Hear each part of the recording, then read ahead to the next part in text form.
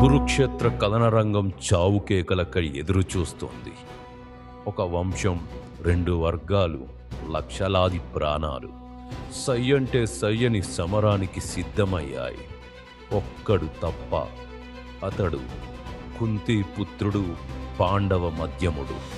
అతని రథసారథి సాక్షాత్తు శ్రీకృష్ణుడు. అతడే గాంధీవధారి అర్జునుడు.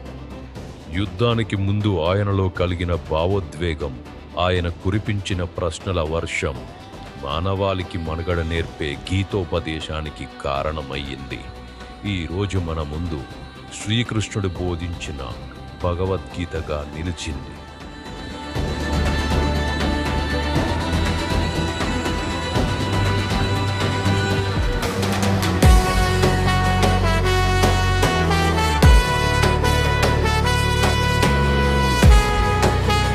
ఇప్పుడు మీరు చూడబోయేది కల్పిత సంభాషణ కాదు, భగవద్గీతలోని శ్లోకాల యొక్క యథార్థ తాత్పర్యమే మా మధ్య ఇప్పుడు మీరు చూడబోతున్న సంభాషణ.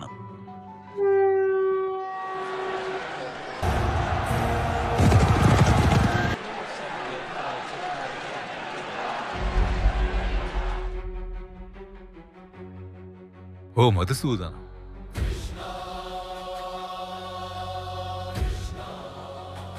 ఇంతటి యుద్ధోత్సాహంతో నా ముందు నిలిచిన మిత్రులను బంధువులను చూసి నా శరీరం కంపిస్తుంది, నోరు ఎండిపోతుంది.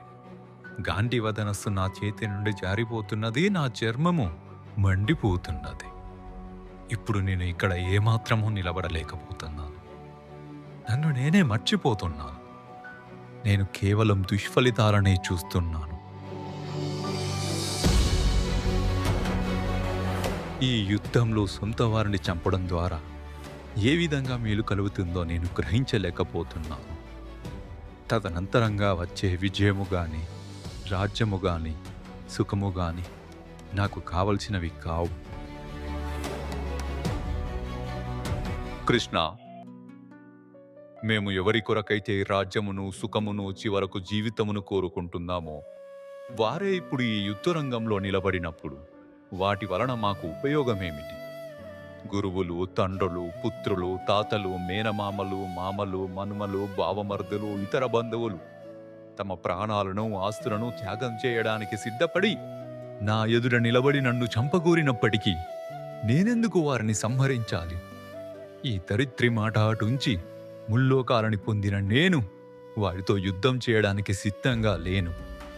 ధృతరాష్ట్రుని పుత్రులను చంపడం ద్వారా మేము ఎటువంటి ఆనందాన్ని పొందగలం? ఇటువంటి దుర్మార్గులను వధిస్తే మాకు పాపం సంక్రమిస్తుంది. కనుక ధృతరాష్ట్రుని పుత్రులను, మా బంధువులను సంహరించడం మాకు తగదు. సొంత వారిని వధించడం వలన మాకు కలిగే లాభమేమిటి? మేమెట్లా సుఖమును పొందగలం? అత్యాశ ఆవరించిన హృదయంతో వీరందరూ కుటుంబ నాశనంలో గాని, బంధువులతో పోరాడడంలో గాని దోషము చూడలేకపోయినప్పటికీ వంశనాశనంలో దోషమును చూడగలిగిన మేమెందుకు ఈ పాపకార్యంలో ప్రవేశించాలి?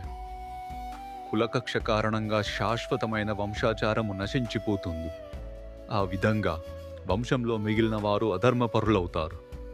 వంశంలో అధర్మము పెరిగినప్పుడు కుటుంబంలోని స్త్రీలు చెడిపోతారు.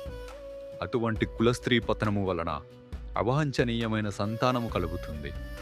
అవాంఛిత జనాభివృద్ధి ఖచ్చితంగా వంశానికి, వంశాచారాన్ని నష్టపరిచిన వారికి నరకములు కలిగిస్తుంది. పిండోదక క్రియలు పూర్తిగా ఆగిపోయిన కారణంగా అట్టి అధర్మ వంశాలకు చెందిన పితరులు పతనమవుతారు. వంశాచారమును నశింపజేసి ఆ విధంగా అవాంఛిత సంతానములకు కారణమయ్యే వారి పాపకర్మల వలన అన్ని రకాల కులధర్మాలు, జాతి ధర్మాలు నాశనమవుతాయి. కులధర్మాలు నాశనం చేసిన వారు శాశ్వతంగా నరకవాసం చేస్తారని గురువుల ద్వారా నేను విన్నాను. ఆ ఘోరమైన పాపకర్మలను చేయడానికి మేము సిద్ధపడము ఎంత విచిత్రము! రాజసుఖమును అనుభవించాలనే కోరికతో మేము సొంత వారిని వధించాలనుకుంటున్నాము. ఆయుధం పట్టని వాడను, ప్రతీకారం కోరని వాడను అయిన నన్ను ఆయుధాలు చేపట్టిన ధృతరాష్ట్ర కుమారులు యుద్ధరంగంలో వధిస్తే అది నాకు మంచిదే.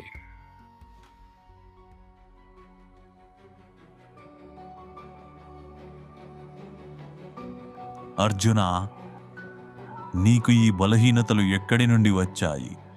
జీవితం విలువ తెలిసిన వారికి ఇది ఏమాత్రమూ తగినవి కావు. అవి ఉన్నత లోకాలను కలుగజేయవు, పైగా అపకీర్తిని కలిగిస్తాయి. ఈ పతన కారణమైన నపుంసకత్వానికి లొంగకు.